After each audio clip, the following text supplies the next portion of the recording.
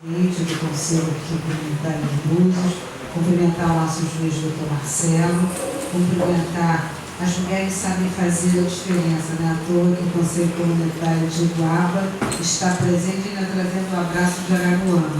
E eu quero pedir licença a você para cumprimentar todo o público aqui presente na figura da minha querida amiga Francisca, minha amiga lá da Escola Normal que é de Iguaba. Então, na verdade, quero muito agradecer a presença de todos aqui, né? Agradecer à Polícia Militar, ao meu querido delegado, doutor Marcelo, a representação desse município, e dizer que eu sou Marta Rocha, tenho 55 anos, e desses 55 anos, 31 anos dedicados à Polícia Civil. Eu sou nascida no subúrbio da Penha, na cidade do Rio de Janeiro. Como todas as mulheres da minha idade, eu fui professora primária. A minha vida está diretamente ligada à escola pública, do primário à universidade. Num belo momento, sendo professora primária, eu abro o jornal e vejo um anúncio para o concurso de escrivão de polícia. Quem tem mais de 30 como eu vai se lembrar que era Cruzeiro, Cruzado e depois Real. E o que me fez ir para a Polícia Civil não foi a história de uma família que trabalhava na Polícia Civil. Eu sou filha de imigrantes portugueses, donos de padaria. O que me fez ir para a Polícia Civil era porque, como professora primária, eu ganhava X, e ocupando um cargo público, eu fui ganhar 2 vezes X. Eu costumo dizer que a minha chegada na Polícia Civil é a chegada das mulheres na Polícia Civil. E eu digo que a minha primeira luta sindical foi pelo banheiro. Porque no meu primeiro dia em exercício na 4ª DP, lá na Praça da República, no Rio de Janeiro, no meio do dia eu perguntei onde é o banheiro das mulheres. E aí fui surpreendida que não havia banheiro para mulheres, por um único motivo, porque não havia mulheres na Polícia Civil.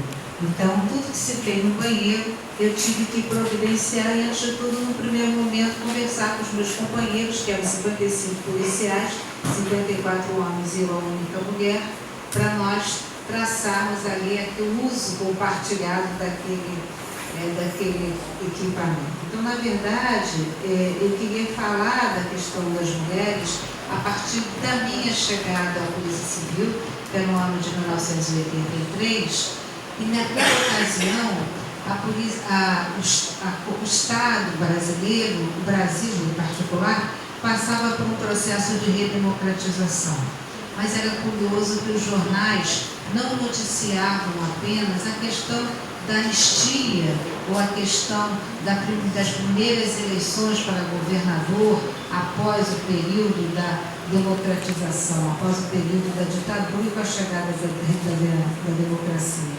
Na verdade, os jornais mostravam um crime que acontecia entre 4 paredes de um lar, em que havia entre autor e vítima uma relação de convivência e uma relação de afeto.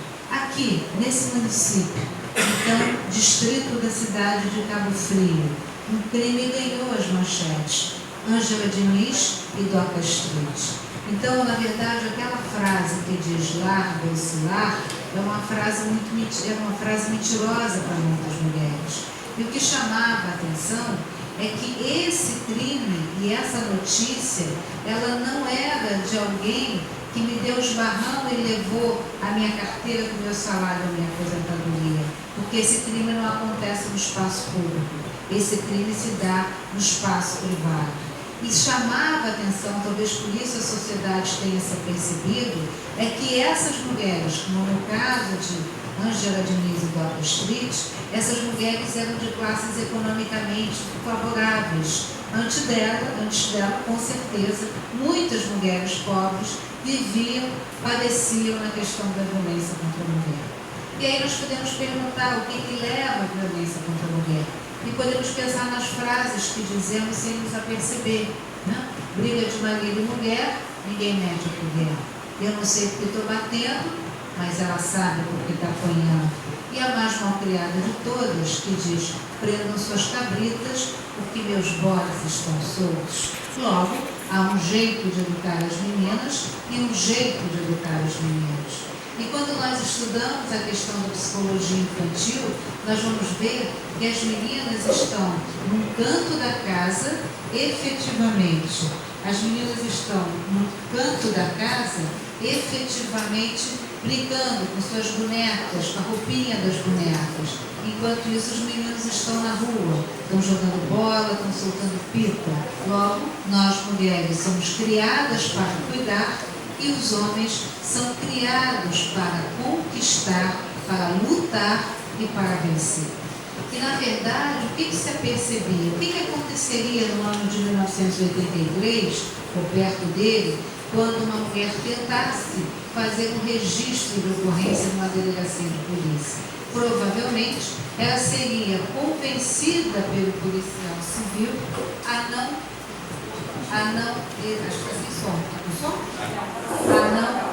fazer o registro de ocorrência.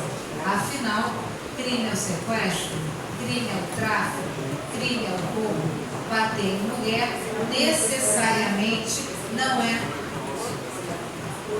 Devolve aqui, por favor, senhor.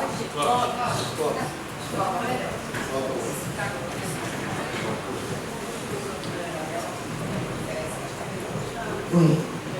O que se tentaria, o que aconteceria se uma mulher tentasse fazer um registro de ocorrência numa delegacia? Provavelmente, o policial civil tentaria convencer essa mulher a não fazer esse registro. Primeiro, porque nós policiais não viemos de Marte nem vivemos o planeta do amor. Nós somos fruto dessa sociedade que é injusta, desigual e preconceituosa. E, afinal de contas, crime é o sequestro, crime é o tráfico, crime é o roubo.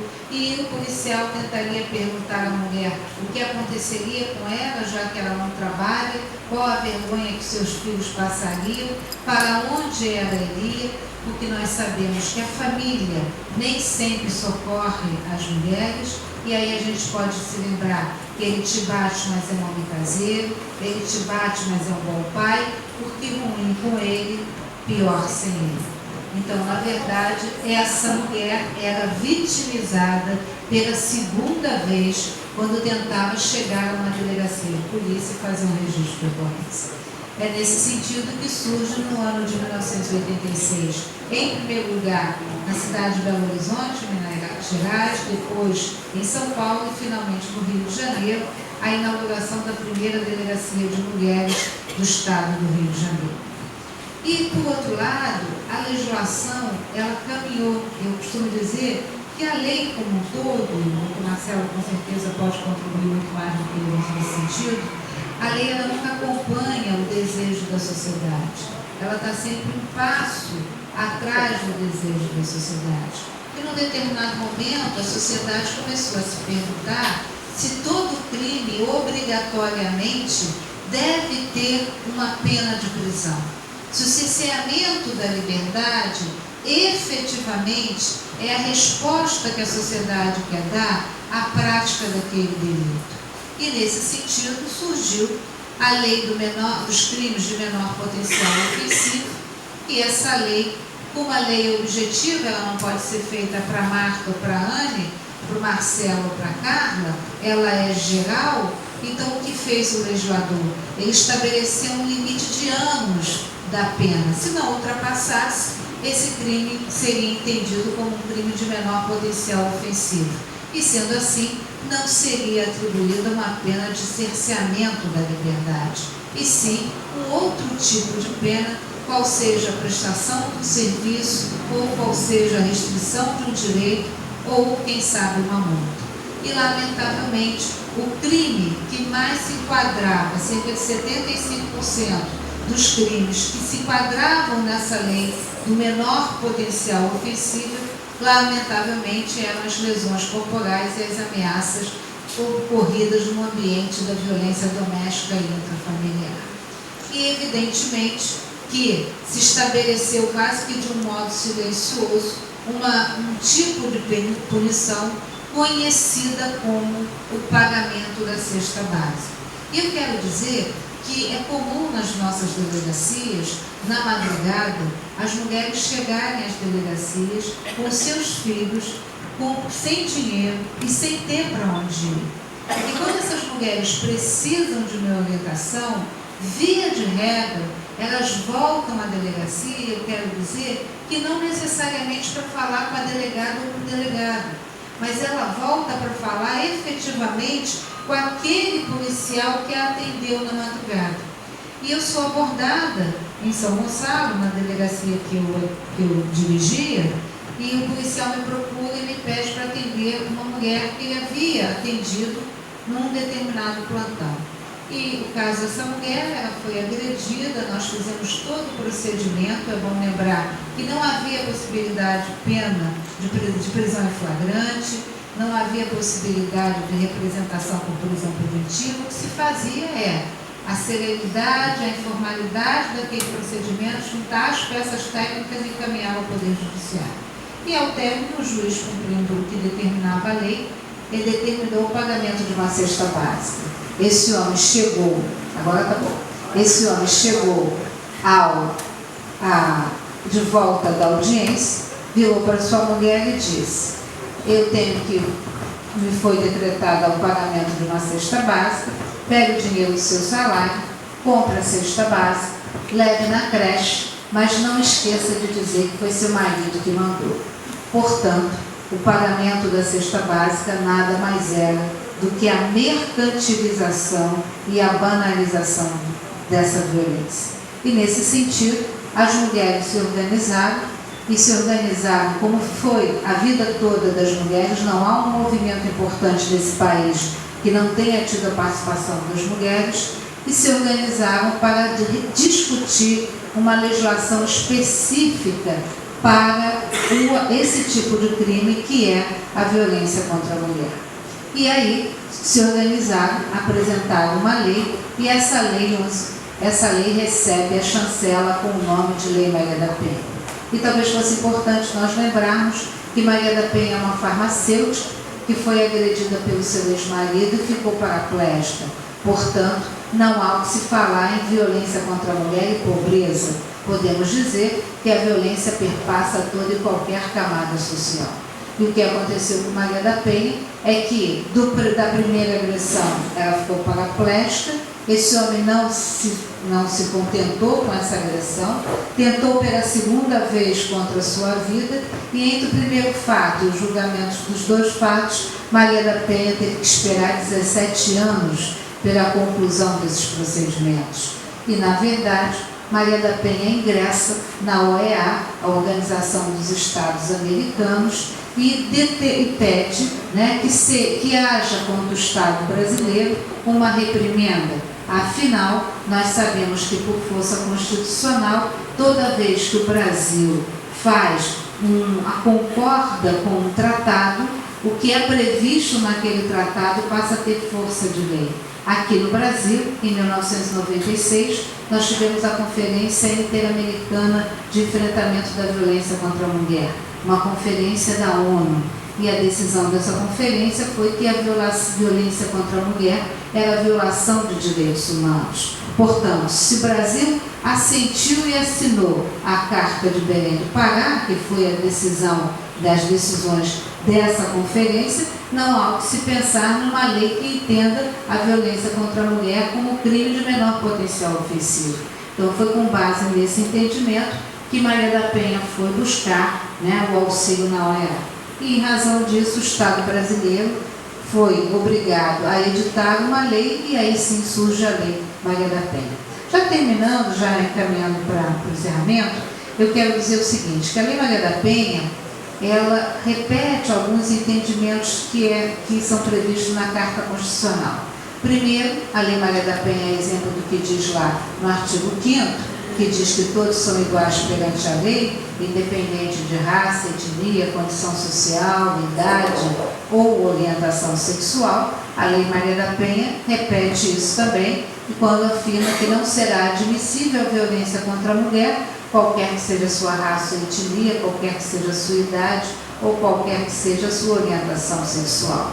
Então, uma mulher que tem uma relação afetiva com outra mulher e venha a ser agredida por essa mulher, ela pode sim se valer dos preceitos da Lei Maria da Penha. Lembrando que a Lei Maria da Penha diz que a vítima é sempre a mulher. A Lei Maria da Penha prevê 5 tipos de violência. A violência física, e aí a gente não pode cantar a música que diz um tapinha não dói, né? Porque o que a gente observa é, primeiro, a troca de ofensas, depois aquilo que nós denominamos da lesão leve, o aumento da potência da agressão e, finalmente, a ameaça. E se esse círculo não for interrompido, o resultado morte pode vir a acontecer, né?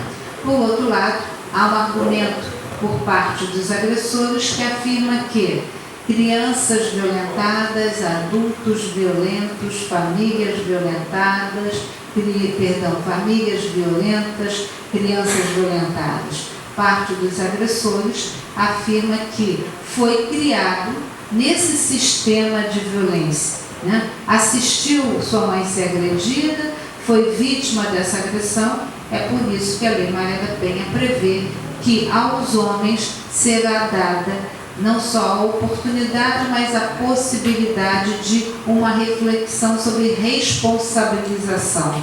Ou seja, responsabilizar os agressores refletindo sobre por que motivo eles agridem suas esposas, suas companheiras. Há um trabalho brilhante do Juizado da Violência contra a Mulher, lá no Juizado do Rio de Janeiro, do primeiro juizado, e todos os homens que têm medida protetiva decretada passam por esse curso de responsabilização. E a estatística nos mostra que apenas 2% desses homens voltam a agredir suas mulheres. Outro tipo de violência é a violência moral. É aquela que também faz parte do cotidiano das mulheres. As mulheres são profundamente agredidas com palavras de baixo calão e, na verdade, essas mulheres são agredidas na sua autoestima. Há também a violência patrimonial. Hoje, boa parte das mulheres tem o seu patrimônio, pelo menos contribuem para o patrimônio do casal. E no decorrer daquela situação, elas acabam tendo seu patrimônio atingido. Cenas típicas de uma delegacia de polícia. Uma mulher que tem uma possibilidade de, nos fundos da casa da sua mãe ou do seu pai, montar lá um pequeno salão, e no meio da confusão, da discussão, o homem entra naquele salão onde ela montou com fruto do seu trabalho e destrói aquele salão por inteiro e depois a agride ou com palavras ou fisicamente. Isso é cena rotineira em delegacia. Há a questão da violência psicológica, que é aquela que não deixa marcas, mas é aquela que intimida, é aquela que ameaça, é aquela que constrange, né? E, finalmente, a violência sexual. Lembrando aqui a recente alteração do Código Penal, e lembrando aqui o crime de estupro, e lembrando que o casamento não autoriza que o homem exerça a relação sexual mediante violência ou grave ameaça. O registro comum em delegacia é o das mulheres casadas que comparecem à delegacia para narrar, né, que a exigência e a violência da relação sexual. Então, na verdade, o casamento, a relação sexual sob ameaça ou violência não pode ser e não é previsto por lei um dever do casamento. E aí eu quero terminar dizendo o seguinte, que a grande conquista da Lei Maria da Penha foi efetivamente a medida protetiva. A medida protetiva, como o próprio nome está dizendo, é uma medida de caráter temporário, é uma medida cautelar, provisória, e que se pretende criar um cinturão, digo eu, de proteção àquela mulher, né? Olha que coisa curiosa. Eu apanho, tomo coragem, vou na delegacia e eu é que tenho que sair de casa e ingressar num sistema de abrigo e deixar para trás a casa que eu ajudei a construir, deixar para trás, né, o mobiliário que eu ajudei a comprar, e onde ficam meus filhos, para onde vai a escola dos meus filhos. Então, a grande conquista das mulheres foi efetivamente a medida protetiva do afastamento do lar. O que cabe ao Dr. Marcelo e a nós, delegados, é trazer para aquela representação da medida protetiva elementos indispensáveis que permitam ao Ministério Público e principalmente ao juiz ter elementos para decidir sobre a concessão ou não dessa medida protetiva, dentre elas a do afastamento do lar, que é a medida mais comum. A outra medida é a medida